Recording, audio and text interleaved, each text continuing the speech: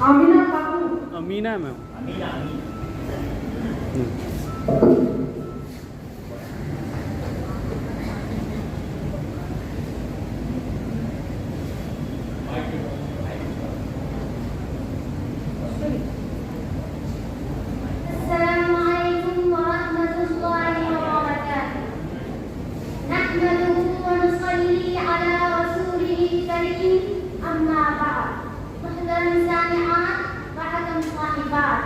आज के इस मुसाबिक़े में मेरी तकरीर का मौज़ू है पड़ोसियों के हुकूक और नबी करीम सल्लल्लाहु अलैहि वसल्लम की तालीमात।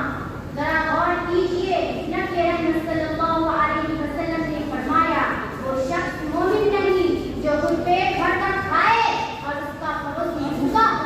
सुभान अल्लाह, ईमान की शर्त बताई जा रही है और शर्त ये नहीं कि आप कितना नफल पढ़ते हैं, बल्कि ये कि आप अपने पड़ोसी को भूखा तो नहीं सोने दे रहे हैं।